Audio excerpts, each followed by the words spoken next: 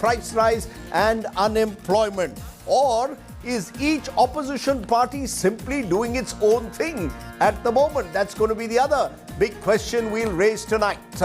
Let's first, of course, as always, bring you the 9 headlines at 9. Rahul Gandhi on the streets. Priyanka Gandhi Vadra dragged away by police. Gandhi family's Friday trial by fire as a nationwide stir over unemployment and price rise by the Congress sees several of their MPs and their workers detained and then released. The Black Friday face-off takes a new twist after the Home Minister Amit Shah attacks the Congress, links the protest to the 2nd anniversary of Ram Mandir Foundation. The Congress says the Home Minister's claims are absurd. The BJP has lost its nerve. A big meeting between Mamta Banerjee and Narendra Modi meet in the national capital. Mamta asked the Prime Minister for a release of central funds due to the state. West Bengal Chief Minister also makes a visit to Rashtrapati Bhavan. The Prevention of Money Laundering Act court in Kolkata remands sacked TMC Minister Partha Chatterjee and aide Arpita to 14-day judicial custody. ED claims it has recovered Partha's phone data, is scanning 50 bank accounts linked to him.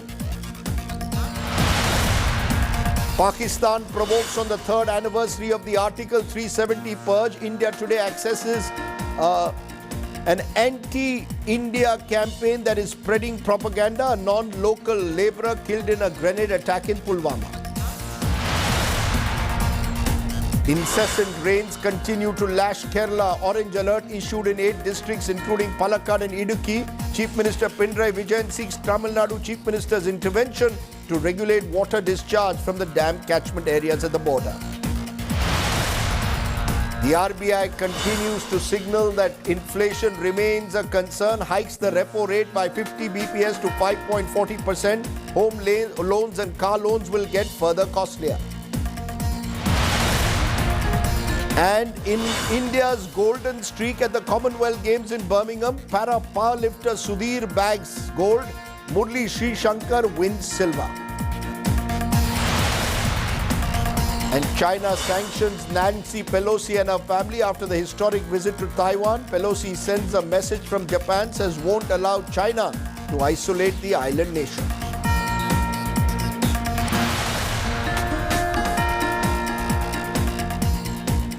But tonight's top story, we've seen the Congress party finally hit the streets like not seen in recent times. That's right. The Congress party, led by the Gandhi family, were on the streets across the national capital, workers in several parts, protesting, they said, against price rise, GST hike and unemployment. Sonia, Rahul, Priyanka leading the protests in Delhi. Rahul Gandhi holding a press meet ahead of the protest, declaring there is no democracy left in India. His comments have drawn sharp reactions from the BJP, but clearly those images, particularly of Priyanka Gandhi Vadra being dragged by the police, have dominated the headlines. Let's take a look at how this drama unfolded on what turned out to be, for the Congress, they will claim, their version of Black Friday. It is a rare sight. The entire Gandhi family on the road at the same time, wearing black, the universal color of protest. Breaking barricades, squatting on the road.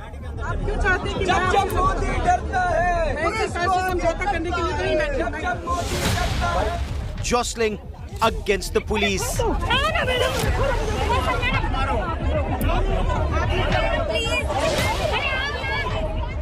Rahul Gandhi and Priyanka Gandhi Vadra turned street fighters, a role that doesn't come naturally to them, a role they're often accused of taking up rather reluctantly. Even Sonia Gandhi, at 75 years of age, flanked by party MPs, held placards and raised slogans outside Parliament, leading a protest against price rise, GST and unemployment. The protests checked all the boxes. Lots of action, lots of drama. Priyanka Gandhi Vadra came armed with an LPG cylinder, an obvious reference to the rise in cooking gas prices. Their stated mission, a march from Parliament to Rashtrapati Bhavan and then Ghirao, the Prime Minister's residence, in defiance of prohibitory orders in place. But this was foiled by the Delhi police. The street protest lasted all of 4 hours before one by one the Congress leaders were packed into buses and cars by the Delhi police and taken to Kingsway Camp police station. इनके मंत्री कह रहे हैं इनको महंगाई नहीं दिखती, तो हम पीएम हाउस तक चल के महंगाई दिखाना चाहते हैं, गैस का सिलेंडर दिखाना चाहते हैं जो आज कोई खरीद नहीं सकता है। उनके लिए महंगाई तो है नहीं, उन्होंने तो पूरी देश की संपत्ति, मोदी जी ने पूरे देश की संपत्ति अपने दोस्तों को दे दी है। The day had started with a press meet by Rahul Gandhi, who declared democracy is dying in India, provoking an equally sharp reaction from the ruling BJP. लोकतंत्र आज हिंदुस्तान में नहीं है, खत्म हो गया है. Democracy is now a memory in India. It is nothing more. Mr. Rahul Gandhi, please reply to this straight question. Do you practice democracy within your party? Union Home Minister Amit Shah, on the other hand, said the cat among pigeons, saying Congress protests were against the Ram Mandir movement, as it was on this day, the 5th of August, that Prime Minister Narendra Modi did the Shilanyas for a Divya Bhavya Ram temple at Ayodhya. Congress ने आज का दिन इसीलिए विरोध के लिए और विशेषकर काले कपड़ों में विरोध के लिए सिलेक्ट किया है कि वो एक शटल मैसेज देना चाहते हैं कि हम राम जन्मभूमि के शिलान्यास का विरोध करते हैं और अपनी तुष्टीकरण की नीति को वो आगे बढ़ाना चाहते हैं. Reduced to power in just 2 states and cornered by the central investigative agencies such as Enforcement Directorate, it is do or die situation for the Gandhis. The Congress managed to hold a massive protest over price rise across the country and declared a Black Friday in the national capital. However, politics is not a one-day match, and the battle for 2024 is a long way to go. With video journalist Alok Das, this is Amit Bhardwaj reporting for India Today from Delhi. So the Congress led by the Gandhis hitting the streets. Joining me now is someone who also hit the street just out of detention is Congress leader Sachin Pilot. Appreciate your joining us. Sachin Pilot, how are we to read what we saw on the streets today? Is it the recognition that the Congress finally has that you can't fight the Modi government or any government by sitting in drawing rooms, by tweeting away, but actually you've got to hit the streets? Is this a change in strategy of the Congress party taking up issues like price rise? You see, Rajdeep, this has been an issue which the Congress party has been consistently been active on. Of course, there are other issues that took center stage a couple of weeks ago. But I think the pertinent question is that the government has shied away from answering questions inside the parliament. The response has been to suspend members of parliament, to put leaders in detention, to give no answers. The finance minister's speech in the parliament really was almost nothing in terms of answers to the questions. People of India are reeling under immense and high inflation. Food prices, fuel prices, living cost has gone so out of control, and there is no remedy in the sight. So government really should come forward with a set of procedures or steps they might take, answer those tough questions. Unemployment, farm crisis, these are issues that bother every single Indian, and we as the opposition are well within our right to ask those tough questions. The government, on the other hand, is trying to deflect attention by saying it's this family, that party, this leader. Just answer the question why people of India are suffering with the highest ever inflation, No, with the highest ever unemployment. Sachin Pilot, the government and its supporters are saying, that the Congress party has woken up to these issues only when their leadership is being questioned by the ED. So they are claiming that these protests are actually directed at the survival of the first family, in defense of the Gandhi family, and not about price rise and unemployment. absolutely incorrect. That the institutions are being weakened by the government of India, the agencies are being misused politically is a very open secret now. We've put our voices on that. But this is a totally separate issue. As a political party, as a principal opposition party, it is our duty, our right, our responsibility that we must speak out for the people. And what happened today? We protested all over India, but in our own Congress headquarters, the office, they put section 144, you detain people, put them in buses, take members of parliament into detention in the police stations. You don't allow us to do a dharna, do a protest march. We were not making any speeches, we were not breaking any law, we were not doing any violent protest. There was no misdemeanor from our side. But to not allow us the space and opposition people to speak even, that's unacceptable. In our democracy, BJP was in opposition for the longest time. But there was always space given to them. They could raise their voice, they could raise concerns, ask questions to the government, and we were answerable. Today we've seen that you muzzle the voice of the opposition. If you speak against the BJP or the government of India, you are going to be in trouble. You will be targeted. And today same thing happened. It's become like a common practice now. You put police force, you use the agencies, you use the government of India's entire strength to pick up members of parliament and take away. That's not acceptable. I think that's something that we should, people of India are watching, the reaction of the government. You know, Mr. Pilot, we saw some powerful images. For example, Priyanka Gandhi Vadra there in a sit-in on the streets, accusations made that she was being manhandled. I just want to understand, is this all a one-day event? Am I to understand that this, as I asked you at the start, is this a change in strategy, a realization that the Congress needs to hit the street? And do you have the organizational depth really to make this a nationwide protest? Most of the protests today was centered around Delhi. Do you have the organizational depth to take this across the country, and will it be sustained, or is this a one-day event at the moment? You work in a very large national channel. Why don't you take inputs from Odisha, Guwahati, Maharashtra, Karnataka, Jaipur, Patna, Gwalior, everywhere. The Congress Party organization is pan-India. We demonstrate in every city, every block, every district, every capital, and people of India are watching what we are saying and what the reaction is. I would have appreciated if Government of India came forward and said, well, prices are high, we'll take certain steps and bring them down. We, I think in the Congress are very clear, we demand answers, we get none. In Parliament, they use their brute majority to throw out members of Parliament, suspend them. So we have a sustained campaign. Make sure that the voters realize what people say and what parties do. The BJP and the Government of India really now have to come to terms that they have mismanaged the economy. People are really suffering, especially the middle classes and the young people. The farms crisis, the Agniveer scheme, the unemployment, inflation, all critical issues. And I think in a democracy, the opposition role is almost as important as the government's role. There must be accountability, must be transparent answers to the question that we raised. But this shoving people into the police stations, that's not acceptable. I think that absolutely goes against the grain of what we stand as a democracy. You know, but the fact is that the BJP or the government can turn around and say, look, we are winning election after election. The people are with us. The Congress is saying it's a dictatorship. Rahul Gandhi is calling Narendra Modi a dictator, saying that, you know, the fact is that the BJP claims we are connected with the people, while the Congress party is the one that is disconnected. I think that's open to judgment. Who's more connected? Yes, you win elections, you lose elections. It's part of an election cycle.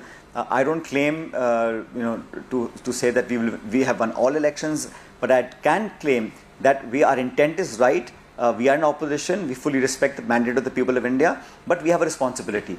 We'll discharge our responsibility. Let the Government of India discharge its responsibility. But to say because you win elections, you can do as you please. Winning an election does not give you the right to undermine institutions, to have the highest ever inflation, to let the economy get so badly disturbed. You have, in a parliamentary democracy, to keep answering the questions that are being raised. But to say that you have one election and you have the voters of India in your pocket for eternity, that I think seems a bit arrogant, and no one should ever think that, because you have to keep going back to people. Elections are won and lost not for eternity, but for a 5-year term. So, and while you're serving the people, you have got to give space to the opposition, Rajdeep. My problem is that entire opposition, especially the Congress party, every time we raise a question, you try and stifle that voice. To muzzle the voice of the opposition is not a healthy sign. I think we live in a time and age where People are very smart. They know who's saying what. I'm not saying the Congress party has no faults at all or we are absolutely perfect. But yes, in this case, we have raised a very genuine issue which really matters to the people. Instead of answering those questions, you're alleging things. I mean, मैंने देखा है कि विपक्ष usually puts question to the government. Here, the government is questioning the opposition. You know, my final question to you, the images we saw, as I said, Priyanka Gandhi Vadra sit in, Rahul Gandhi breathing fire and brimstone against the Modi government, Sonia Gandhi also seen outside Parliament. Am I to understand that the leadership of your party now will be Sonia, Rahul, Priyanka, a Trimurti, or are we going to see in the next 1 month a fresh leadership to the Congress? The question arises, who will be your Congress president? Is all this a part of now seeing the Congress in a way having a new leadership with the Gandhis taking a more direct role frontally? What are we going to see? What we've seen today, is it a sign of the times or not? We are going to see a collective, formidable challenge to the leadership the government of India has gone today. The BJP has to answer questions. In the Congress party, Mrs. Gandhi is the Congress president, and all of us are working unitedly for the people of India. There are no elections today and this week or next week. But at the same time, it is our job to keep those questions on the table, to be on the streets, to live and fight for the people of India that may not have voted for us, but we owe them that much. So the Congress party is well within its right, and I think the leadership issue, we'll have elections in the next 4 to 6 weeks. It'll all become clear, but our issues, our aim, our principles and convictions remain as they were. But will the Congress party be the magnet for other opposition parties to come together? No other opposition party was seen on the streets with you. They were doing their own thing. So the question arises, will we see the Congress now trying to become a magnet for other opposition parties, or is it, as I started off at the outset, just first to ensure that the ED heat, as your critics accuse, is off the Gandhis' back? Not at all. I think the Congress party has a historical role to play in Indian politics. It's not about magnet and central position. It's about give and take. It's about understanding that this country needs a strong opposition, and all political parties that are opposed to the BJP will come forward. We will forge alliances. There'll be some give and take. It's not easy to work things out, but I'm sure as the time approaches for the next election in 2024, everybody will sit down together, put their heads together, understand what this country and our democracy needs, far more than what personally me or someone else or some other party needs. So the opposition is strong. It has to get stronger, and you'll see that in the next few months. Okay, on that note, Sachin Pilot, is always a pleasure talking to you. Thank you very much for joining me here at the top of the news today. Thank you. Thank you. Okay, so while the Congress led by the Gandhi family went on the offensive today and took to these street protests on price rise, the opposition itself was presenting very different images. Mamata Banerjee, for example, was with the Prime Minister in a one-to-one chai pe charcha, raising issues, she said, related to funding needed by Bengal for government schemes like Manrega. This, of course, comes in the backdrop of what happened last week to one of our ministers who was arrested by the Enforcement Directorate too. So that led to some speculation. There was also Sanjay Raut, who continues to be in jail, arrested by the ED in Mumbai, and he and the Shiv Sena, remember, are taking on now the BJP there and claiming that the ED is being misused. The Shiv Sena, of course, splitting, and a government in Maharashtra being formed by Eknath Shinde, the rebel Sena leader. And Arvind Kejriwal, meanwhile, is proceeding with his election campaigns in Gujarat in particular, and also Himachal Pradesh. So the opposition moving in different directions. And that really leads me to ask the big questions today. Let's raise those big questions. The first big question, is this do or die for the Gandhi family? Number two, will the opposition accept the leadership of the Gandhis? Do or die, will they accept their leadership? Is each opposition party simply doing their own thing? And can there therefore ever be a joint opposition challenge in a way to the Modi government on issues like price rise or indeed the ED's actions? Let's get straight into our debate today. And joining me now on the big debate is Priyanka Chaturvedi, Shiv Sena MP, Dr. Shashi Panja, Minister in the Trinamool Congress government of Bengal, Dr. Syed Zafar Islam, former Rajya Sabha MP of the BJP, Shama Mohammed, national spokesperson of the Congress, and Rahul Srivastava, national affairs editor. So let's take those big questions. And since you are gheraud almost today, Zafar Islam, by the opposition, let me ask you the first question, which is quite simply this. Those images of Congress persons protesting on the streets, of Priyanka Gandhi Vadra, Rahul Gandhi being taken into detention, the Congress has occupied the mind space at least for a day. Does that worry the BJP, the manner in which now the Congress is hitting the streets? It is very apparent that leaders are out to protect the family. For them, family comes first, then the country comes and the people of this great country comes, and of course the party comes. So their loyalty lies with the family, and that's why they're trying to protect the family, because they will cease to exist if they are not loyal to their family. And that's why everybody is on the street. But everyone in the country knows that it is not for the people of this great country, not for the country. The issue is only to safeguard the interest of the first family of Congress party. They are into corruption. They have committed sin, and now ED is interrogating them. ED is asking them questions. That's why they are really disturbed. So you don't accept that these protests are about price rise, these protests are about unemployment. You maintain that these protests are about the survival of the Congress because their first family is being interrogated by the Enforcement Directorate. Am I correct? Yes, Rajdeep, let me tell you, the world knows, and the people of India know. They are fully updated what is happening across the globe. Everyone knows that the inflation and Mahanga in every other country is skyrocketing, while it is still controlled in India. See the situation in neighboring countries and see the situation in the developed economies and everywhere. But you're saying this is not about price rise, this is about saving the first family. Let me get Shama Mohammed to respond to that. Shama Mohammed, you want to respond before I go to my other panelists? Is this the optics of it? Is this about price rise really? Or is it about the Congress survival because its first family is being targeted now by the Modi government? Rajdeep, I also happen to be a doctor, since you mentioned two others who are doctors in this panel. Yes. So I also happen to be a doctor. Now, the most important thing today, we had put out a circular 1 week back that we will be protesting on price rise. We're very clear on unemployment and the 5% GST there.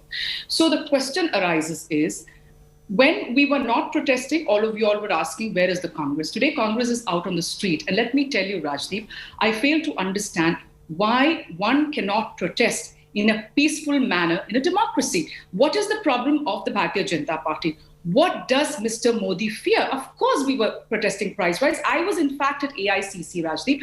I failed to understand why there is Section 144. I couldn't get out of my office. And when I got out today, the policewoman pulled my sari off. I mean, luckily, the Youth Congress workers surrounded me. The policewoman pulled my sari. I mean, I didn't know what to do. They helped me out. And you saw the way Priyanka Gandhi was manhandled by the police, by Amit Shah's police. The question today you need to ask them is, of course, there's a huge price rise. They cannot say there is no price rise. He says everything is controlled.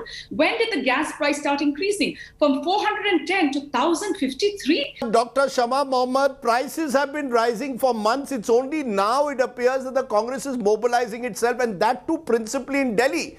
The fact is, therefore, the government will link this to the Enforcement Directorate questioning of your leadership. You should have been out on the streets much earlier. So, Rajdeep, we have been out on the streets in states multiple number of times. And you know that we have protested in states last year many a times. And that's when you ask us, why are senior leaders not out there? Why are you not protesting in Delhi? And this is one question you had asked me in one debate. Today, the senior leaders, the senior most, are out on the streets protesting. And now you ask me that why is it happening in Delhi? Of course, we have to do it in Delhi. You remember when Sushma Swaraj and Arun Jaitley and all were protesting, did we stop them from protesting? Of course not. We want to protest in a peaceful manner. We are clear. I want you to ask Zafar Islam, why is Section 144 there when we want to peacefully protest? Is peaceful protest not allowed in a democracy? Today, what Rahul Gandhi said is very right. Democracy is dead in this country. There is no democracy. Zafar Islam, respond that there is an excessive use of force. You're trying to intimidate the opposition, particularly the Congress. The manner in which you've gone about it, the police force outside the AICC headquarters, all designed to intimidate. Rajdeep, you have to understand that the Congress party has lost its credibility in the eyes of the people of this great country. They understand, the people understand that why they are doing this drama now. When the world is experiencing inflation here as well as across the globe, and we are acknowledging that there is an upward pressure on the price rise, but it is being controlled, and all the policy measures are being taken to address the concern. Having said that, it is very important for everyone to understand that Congress party is trying to disrupt the parliament. Congress party is trying to disrupt everywhere. If they really want to discuss the price rise issue, they can discuss in the parliament. But it's very interesting while the Congress and the BJP are facing off here in the national capital, guess what? Mamata Banerjee having chai one-on-one meeting with the Prime Minister, Dr. Shashi Panja. The buzz in Delhi, could there be some deal between the Trinamool Congress and the government, particularly after your former minister Partha Chatterjee was arrested and serious charges are being made of corruption, lots of cash being found with his aid? Is there a deal in the offing? Congress on the street, Mamata having chai with the Prime Minister. No, Rajdeep ji, it is very clear that there can be political differences, and we are in fact fighting it out against the ruling dispensation, but there are no political compromise. This was a pre-scheduled appointment, and in fact Mamata Banerjee, the Chief Minister of the state, is fighting for her state, because here when you cannot defeat a party by in a mandate, in a people's mandate, then you try to strangulate the state economically, and that's precisely what is happening. She's gone there to fight for her dues. You're saying she's raising economic issues, but the fact is, a couple of weeks ago, she was seen in a photograph with Hemanta Biswa Sarma, Assam Chief Minister, and Jagdeep Dhankar in Darjeeling. Few days later, she decides to abstain from the vice presidential election, despite her differences with Mr. Dhankar. Now she's seen with the Prime Minister. What's the message going out? Is Mamata Banerjee softening while Rahul Gandhi and Priyanka Gandhi Vadra go hit the streets? Now, what you said, meeting Jagdeep Dhankar, he was then the Honorable Governor of West Bengal, and the Chief Minister of Assam was there. And incidentally, Mamata Banerjee was there in North Bengal, in Darjeeling, before they had arrived. So it was purely a courtesy visit. Right. I mean, the least we would do is to... So there is no deal. So you're saying there is no deal. Why should there? You're saying there is no deal. Mamata Banerjee will be uncompromising. Uncompromising in her opposition towards the Modi government. Absolutely. Because what we are trying to say, that political differences are there, but they should not impact the center and state relations. It's impacting the relations because he is depriving. They are taking it politically. They are taking out political vendetta. We have been fighting for this, not today, for years along. We have been fighting against this. Okay, so you're saying it's about asking for your dues for Bengal. That was what the meeting was. We were told it was also about GST rates being slashed. But Priyanka Chaturvedi, I am in Mumbai at the moment, and here the buzz is about the Shiv Sena. Not only has the party split, but you've got one of your leaders, Sanjay Raut, in jail with the Enforcement Directorate. You moved an adjournment motion in Parliament seeking a debate on what you're saying, misuse of the Enforcement Directorate. The impression I get is every opposition party is doing its own thing. You are doing your adjournment motions in Delhi, Congress is on the streets, Mamata is seeking funds from the centre. How do I read it? How do I read these conflicting signals in a way that one is getting? Priyanka Chaturvedi, how do I read these conflicting signals? You can either choose to read conflicting signals, or you could look at this as a Chief Minister of West Bengal who's being denied her rightful funds from the centre, having to meet the person who's leading the central government, which is the Prime Minister of India, having a conversation on that particular issue. I wouldn't want to read too many things between the lines as far as the opposition leadership is concerned, and elected Chief Ministers of a state are concerned, who are getting no cooperation from the centre. And that is because we know that Mamata Banerjee ji has been fighting fighting the fight on the streets of West Bengal. Having said that, I was listening to this conversation by the argument coming from Syed Zafar Islam. I just want to say something. The price rise discussion that happened in the Lok Sabha, we heard almost mocking tone and tenor, not just of the finance minister of the country, but also the elected representatives representing the Bharatiya Janata Party in their particular constituencies. We had a very learned Jayant Sinha ji saying, "Mehengai kahan hai? Vipaksh mehengai dhoond raha hai." And Nishikant Dubey ji saying, "हमने तो free fund का ration दिया था." There is record tod mehengai, which Zafar Islam ji himself admitted. And he says, oh, dusre, compare it to the other nations. I would ask him, he's a financial expert. Can he also tell us what are the per capita incomes in these countries that he's comparing it to? And you'll have an answer to that. No, but is the battle about record tod mehengai, about unemployment, or is it about, as the government is alleging, because your leaders, whether it's Sanjay Raut in Mumbai, or whether it is the Gandhi family in Delhi, or whether it's Partha Chatterjee in Bengal, the ED is after you. So it's about your survival. Is it about survival for the opposition, or about raising these people's issues consistently? So will you all consistently raise it? No, I'll be very glad to answer this question. Let me give you some facts and figures which are coming from the Minister of State of Finance of this country. And this is to a parliamentary question that I had put across, that what are the cases, number of cases as summons by ED were issued between 2004 to 2014. Answer is 200 plus summons. All right. Then I asked them 2014 to 2022, 8 years versus the 10 years. There are 3,000 plus summons. 3,000 plus summons. Then I asked them what's the conviction rate of these summons that are given. 23 people, which is 0.5% of the summons issued. All right, we stop at that. Then we look at political representatives. Out of 609 cases, which are political representatives have ED summons issued to them, 570 of them happen to be from the opposition. So what am I to understand? What is the country supposed to understand? An Enforcement Directorate, which is supposed to maintain financial accountability and transparency and is a constitutional body and has to work independently of any fear or favor coming from any part of the, whether it's the judiciary, whether it's the executive, whether it is the legislative, is today working as an extended department which has been heavily weaponized by the Bharatiya Janata Party, which is at the center. Are your protests inside Parliament and outside Parliament about the ED, or are they about mehengai? Are they about Naukri? Are they about the economy? I want to get this very clear. Democracy is not just about protesting inside the Parliament, outside the Parliament. Democracy, when someone says murder of democracy, I'll tell you democracy consists of three major pillars. There's the executive, there's a judiciary, and there's a legislative. And the fourth which is considered popular, is the journalists and the media. Today we see them under constant attack. Constitutional bodies are being undermined, whether you look at an Enforcement Directorate, whether you look at the CBI, whether you look at the Income Tax, whether you look at the Election Commission of India. Every single agency is being undermined. Every single agency is being undermined in this country. And that is what democracy tells us as elected representatives in this country, in a democracy where the treasury benches are as important as the opposition benches, that we speak up for undermining of all these procedures, all these processes. And that is what we're doing. And if that includes price rise, if that includes joblessness, if that includes the weaponization of Enforcement Directorate, we will raise those voices.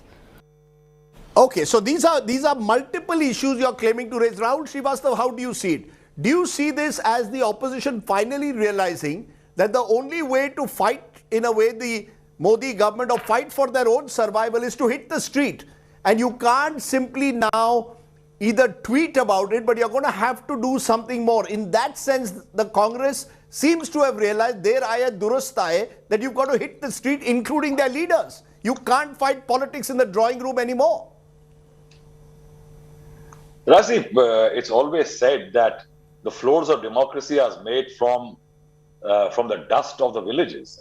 I think the opposition, the Congress may have realized late, but I think several political parties have in their own spheres, say Mamata Banerjee, have taken to the streets a long time ago, and perhaps they benefited from it already.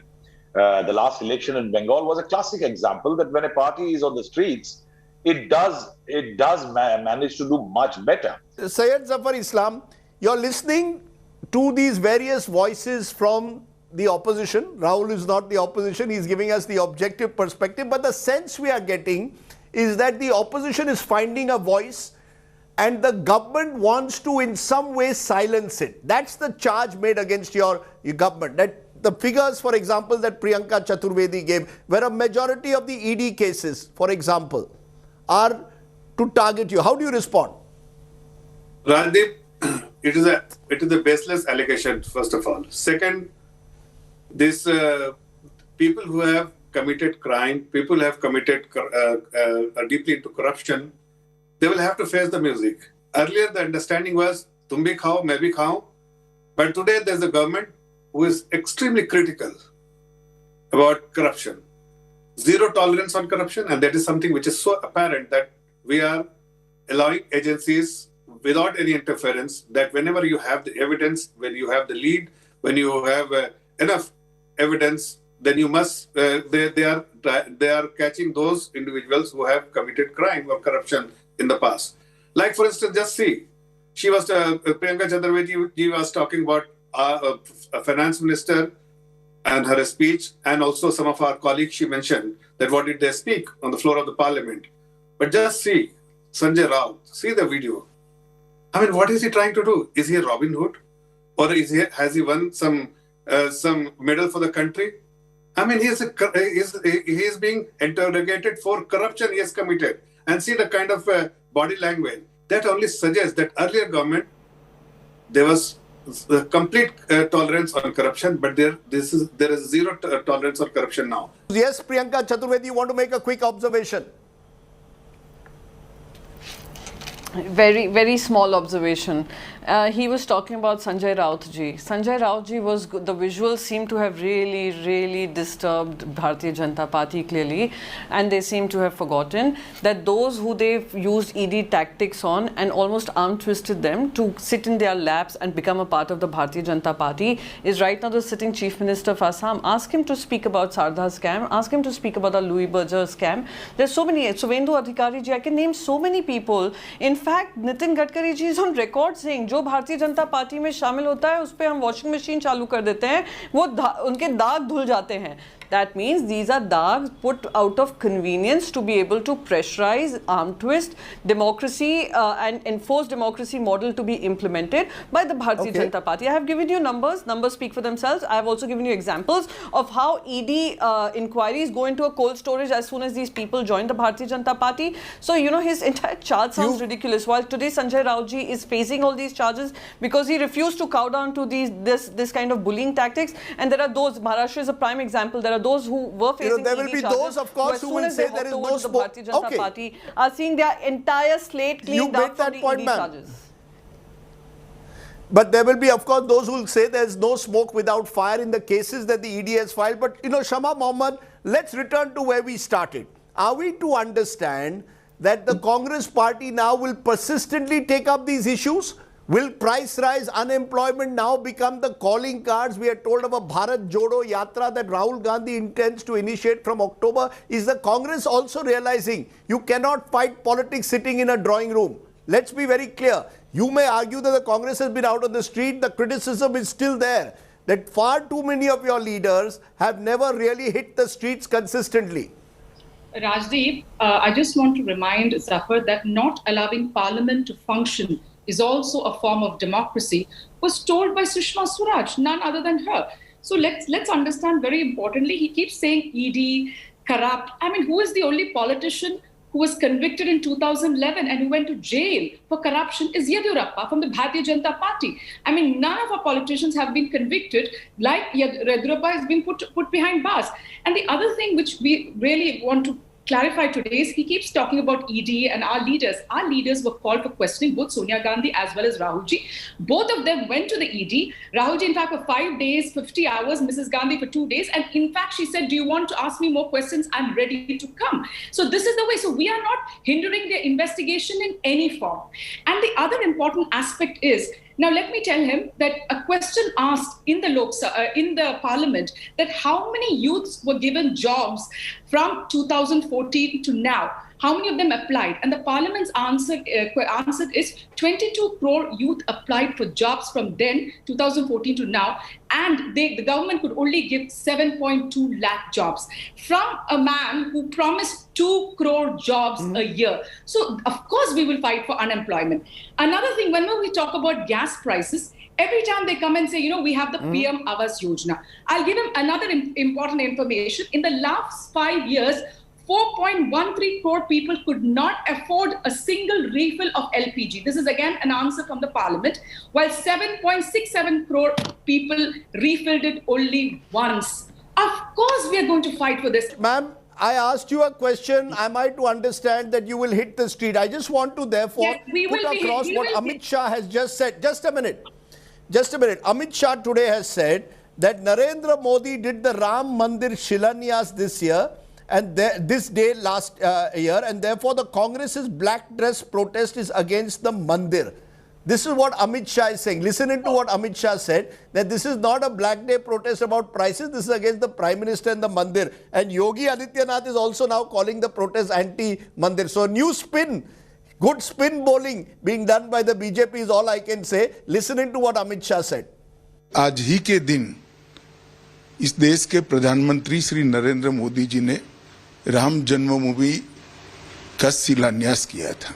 Congress ने आज का दिन इसीलिए विरोध के लिए और विशेषकर काले कपड़ों में विरोध के लिए सिलेक्ट किया है कि वो एक सटल मैसेज देना चाहते हैं कि हम राम जन्मभूमि के शिलान्यास का विरोध करते हैं। और Zafar Islam, that is really googly bowling of the highest order. I have not heard something so absurd. Is this really the spin that the BJP is seriously expecting people to believe that these protests are against the Mandir? Surely not.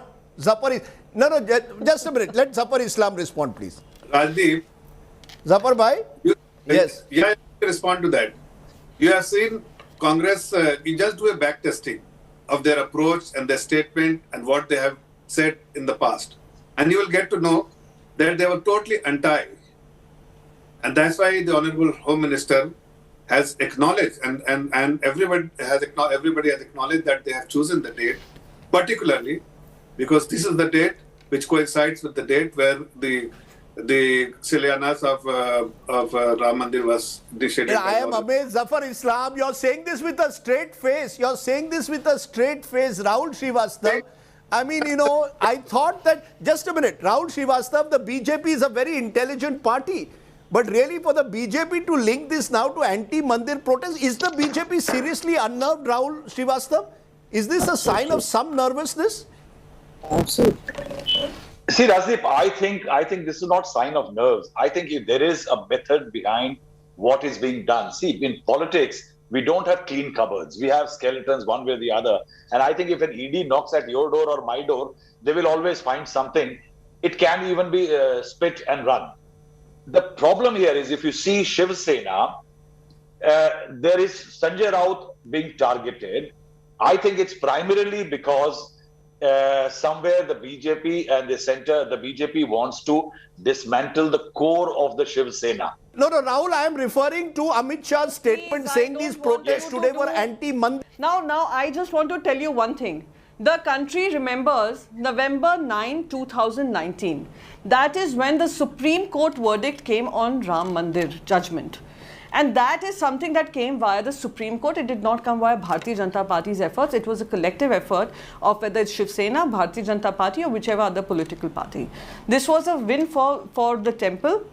It was a win for our culture, and in November 9, 2019. So this connection that he's trying to make is so absurd, and it clearly shows that they really are impacted by the kind of protests that you're seeing, the kind of opposition unity that you're seeing, and they know that they are cornered. They do not have answers to major questions. I'm not seeing opposition unity, ma'am. I am not seeing opposition unity. I am seeing, let me therefore turn to the question. Since you mentioned opposition unity, Shashi Panja, is a party like the Trinamool today ready to join hands with the Congress on the protests on the streets? Trinamool Congress has not joined the protest. You're not even supporting the opposition on the vice president issue. Where is the unity? The BJP benefits from all of you being splintered. The BJP should actually be aiming for a positive vote. if they really want to win the hearts of the people and the people's mandate, they should fight for a positive vote and not use so many other institutions to try to win. Anyway, Rajdeep, I was actually looking at your Twitter youth with Hemanta Biswa Sarma. It's getting pretty interesting, and we hope this will graduate to a full-blown show or a debate. Let's see how it turns out.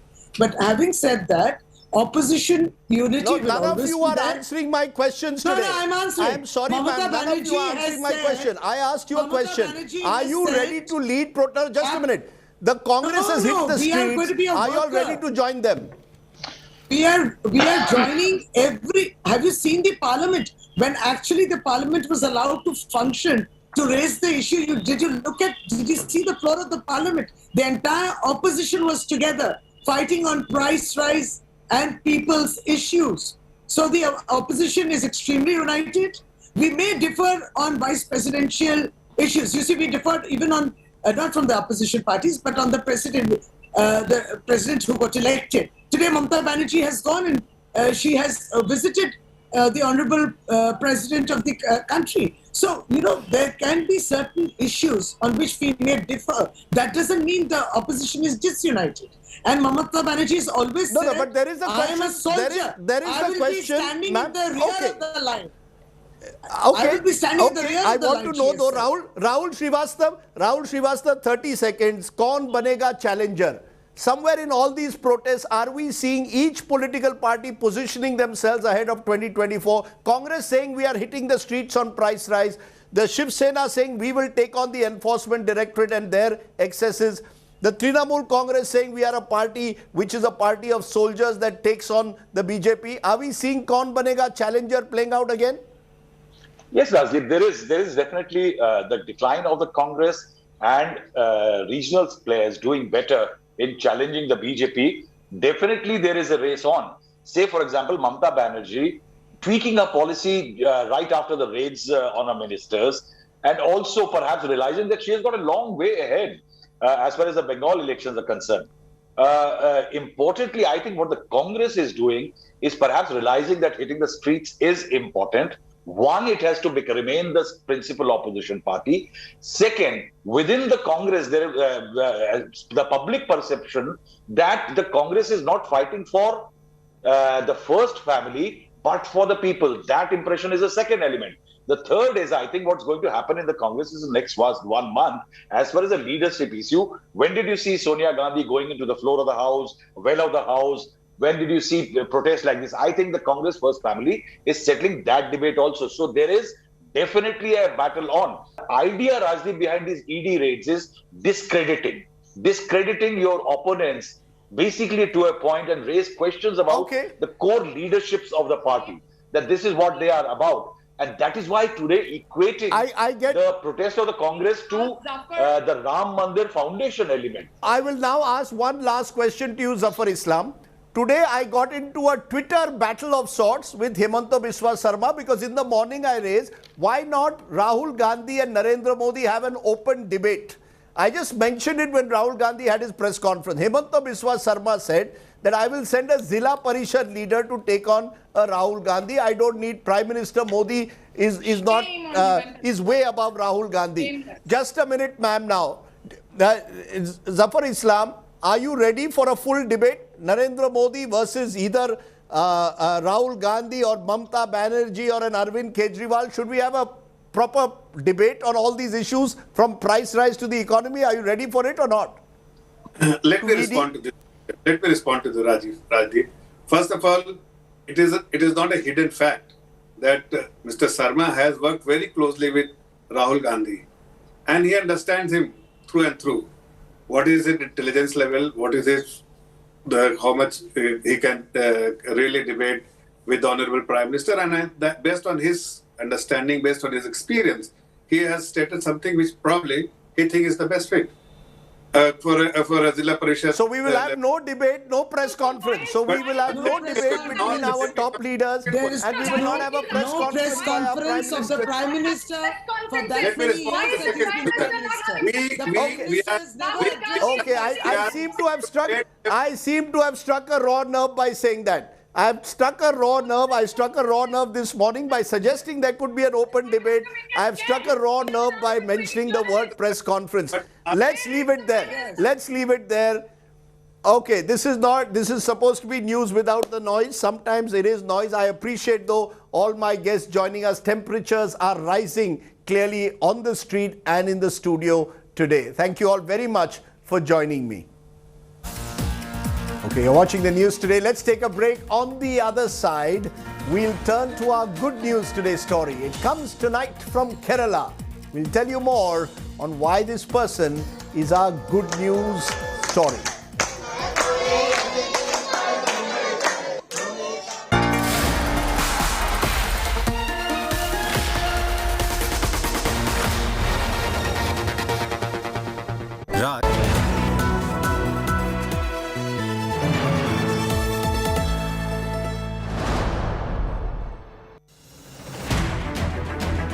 I don't read the news. I read between the lines to tell you the true version of events, the true story of our times. To document grief, the toughest assignment for any journalist to be. From those who matter. Women politicians going to stick up for each other. Of those who should matter. I document the truth. I don't distort the truth. I don't glamorize the truth. I don't gloss over the truth. The ghosts of India's contentious medieval history have come knocking again. I hustle for the truth. On the ground, in the newsroom, in the studio. I don't try to grab eyeballs. I inform you to make you see the point. To the Point with Preeti Chaudhary. At these times, only on India Today.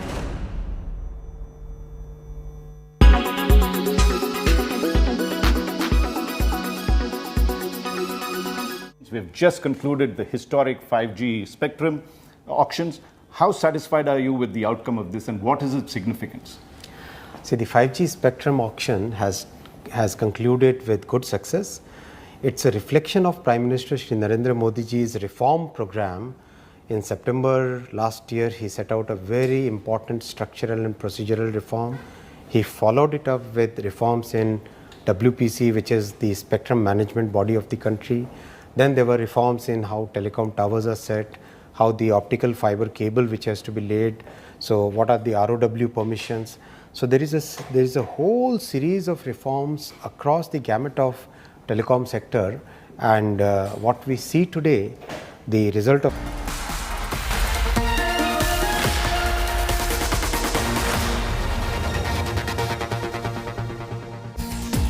Welcome back. Let's turn to tonight's good news today story. Gopinath Muthukad is one of India's most celebrated magicians. Now, Muthukad, who has stopped performing magic, now runs an arts academy for differently abled children.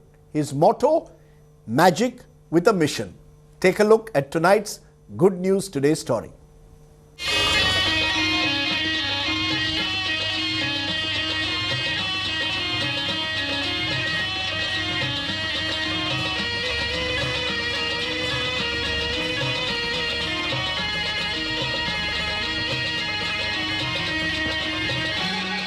Magician Gopinath Muthukad hung his cape a few months ago. But his post-retirement mission is as beautiful as his magic. The Kerala illusionist is teaching differently abled children various art forms through an initiative called Different Art Center. I am not a magician, I was a magician. I stopped my profession, that magic profession. With the new approach towards teaching the specially abled, the centre says it trains children in various art forms with a touch of magic to enrich their physical and mental development. Children are taught dance, music, painting, magic and various instruments. They conducted a research, a study on these children, what's happening to them. And comparing to the pre-assessment and the final assessment, they found that their IQ, EQ level developed like anything, and the disability percentage is decreased like anything. The centre, inaugurated in 2019, now has more than 100 students. It also conducts programs with audience to boost the confidence of performers and create greater self-awareness among participants. This is our 7 areas: Beethoven, Bangla music, dance, Western classic, magic and instruments, then last drawing area. Even after his retirement, magician Gopinath looks to pull off a final act by aiming to help the specially abled children. And what exactly is that magic he's seeking for? To know that, a little bit of more time inside the different art center at Magic Planet is all that you need. With video journalist Tinku Rajashekhar, this is Shivimol KG reporting for India Today from Thiruvananthapuram. Our image of the day also comes from Kerala, where India added another medal to its tally on day 7 of the Commonwealth Games. Murli Sri Shankar made history when he won a silver medal in the long jump event. The 23-year-old from Palakkad, Kerala, had a best jump of 8.08 meters in the final. A bronze in the high jump. Now we've got a silver in the long jump. India hopefully jumping to greater and greater glory. On that note, thanks for watching. Stay well, stay safe. Good night, Shubhratri, Jai Hind, Namaskar.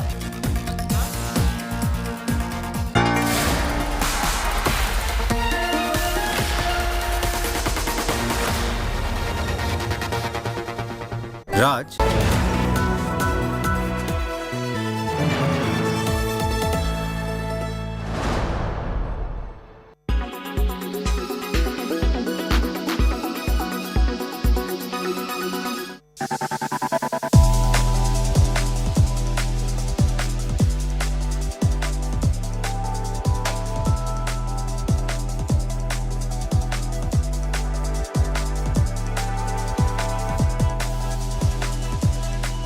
Gender-agnostic fashion lines and models are now prominent in India too. While the trend is still catching up, more non-binary models are getting their due finally. The Pride Month each year brings more awareness and the change is palpable.